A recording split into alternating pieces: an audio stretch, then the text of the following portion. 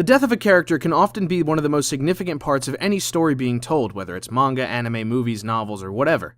For some, these character deaths can be one of the most memorable and impactful moments in a story, while for others, they're enough to make them want to stop entirely.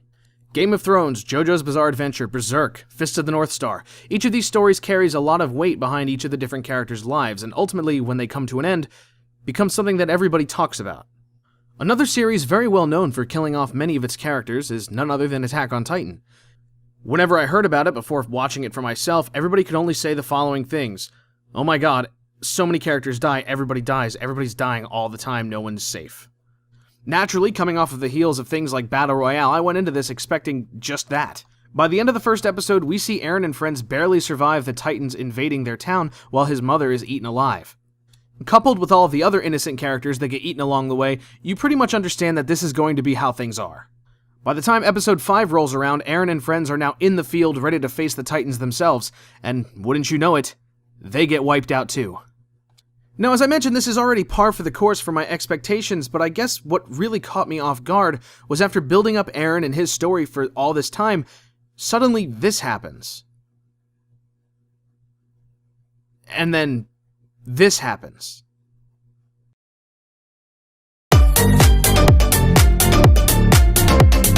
I remember in that moment, what went through my mind was essentially praise. All I could think was, wow, I am so impressed by this writing that they were willing to kill off a character this important to the story already, and I expected some kind of protagonist shift maybe to Armin or Mikasa instead.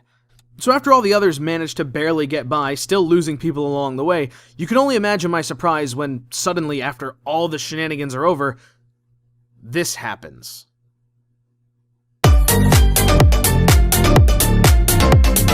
It was in the wake of this moment that Attack on Titan lost something very important that I held in my mind the entire time. Attack on Titan lost its credibility when it came to killing off characters. Yes, at this point in time, many people have died, but as I looked at it, I realized nobody important had died. And as I kept watching, this trend continued. And that's really where we get to the core of what this video is all about. For all of its character deaths, Attack on Titan never actually kills somebody who's important. Character death doesn't exist in the same way that it does in other stories. It serves as a vehicle to illustrate danger rather than an actual point of loss for characters. I'll explain a little bit more what I mean. Starting just with Season 1 of Attack on Titan, the first 24 episodes, what we have are 10 characters who graduate from Eren's graduating class as the top of the class. We also have people like Armin or Ymir who are not in the top of the class, but are still very much important to the story. We've also got other characters like Levi, Erwin, and Hanji who, just because of their role as leaders, are just as important as the cadets. Season 1 had no shortage of threats to these characters' lives. Every one of them was constantly in some sort of danger, but when we actually look at the death count featuring these important characters, only one of them has actually died by the end of the first season, Marco.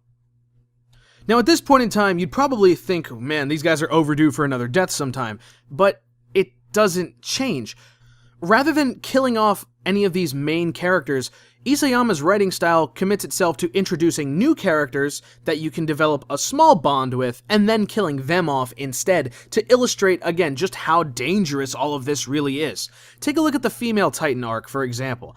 Once Eren has joined Levi's squad, you get to meet a handful of new characters who have all been veterans of the military for quite some time, and each of them with their own pretty impressive Titan kill count. So naturally, you would think these kinds of soldiers would be completely safe and have no issues dealing with enemy Titans. Well, the female Titan just so happens to wipe out every single one of them other than Levi and Eren. Now what this does for you as the viewer is convince you, oh god, like the female Titan is strong, like nobody could beat her. By the end of this arc, what we have are a handful of characters who've been killed, including a few characters that you may have developed some sort of attachment to, but none of the main cast that I was talking about before. One of the most iconic moments from Season 2 in both the manga and the anime is the first appearance of the Beast Titan. Now once again, this is a Titan who is, for all intents and purposes, one of the most dangerous things in the story thus far, but we don't really know that yet. We don't know anything about him. So what is the best way for us to illustrate that strength? Well, how about we take a character who we've talked about being second only to Levi, Mike, and have him go kill a bunch of Titans by himself flawlessly, but then completely fall apart and cower in fear in face of the Beast Titan. And then have the Beast Titan talk to him, set up some intrigue, and then let him get eaten. So in a moment, we've lost the second strongest person in the entire Survey Corps, who, by the way, up to this point in the story, really hasn't done a whole lot compared to people like Levi or Eren and friends. I mean, he was always there, but he was never the most important character. He was just another side character. Moving into Castle Utgard, which is one of my favorite parts of Attack on Titan, we have this really cool scenario where all of the rookies are without their maneuver gear, so instead they're being escorted and looked over by these 4 more senior members of the military. Each of them is able to zip around and fight Titans, but they should be safe at night until the Beast Titan shows up and everything goes to hell, and suddenly, by the end of the fight, all 4 of these people have been killed. All 4 of them, but none of the rookies who are very important to the story. We get a couple of close calls, as we usually do in these kinds of narratives, but none of them end up dying. In fact, Ymir reveals the fact that she can even turn into a Titan. So, at the end of the day, now we've gone through a number of different life-threatening scenarios where we've seen other characters get killed, but none of the important ones. But in your mind, you believe that there is danger because other characters did get killed. This all plays into that theme of deception that I've been talking about. You expect someone to die, and indeed, that quota is filled, but it's filled with nameless or barely shown mooks who aren't really that important to the story. Now, in media, these characters are usually referred to as a red shirt.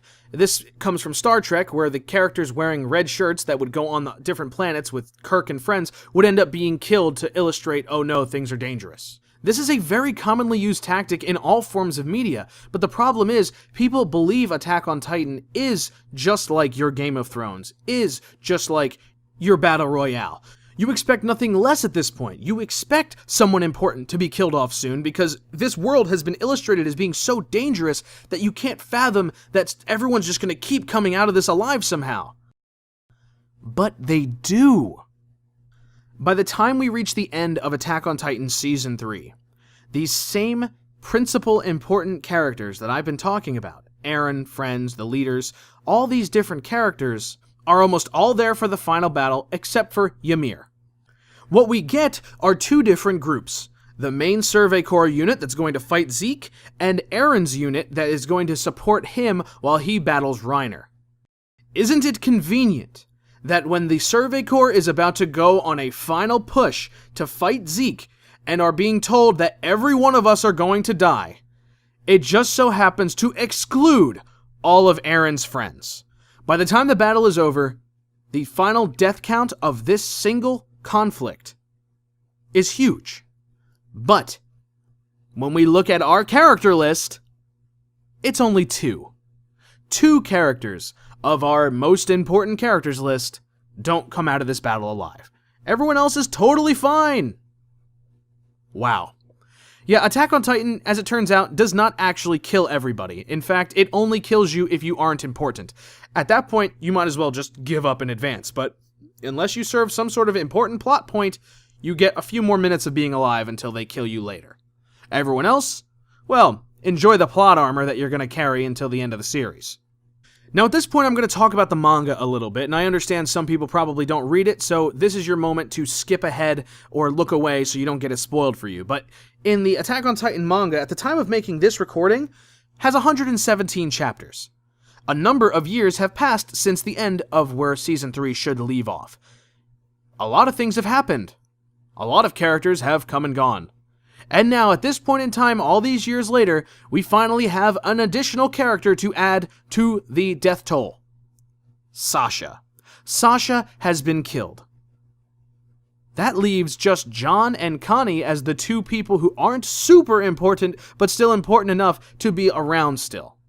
We also got to see Levi recently get quote-unquote killed by an explosion, but last I checked, they didn't check the body thoroughly, nor did they put a bullet in his head, so I won't be too surprised when Levi happens to show up having miraculously survived this near-death experience.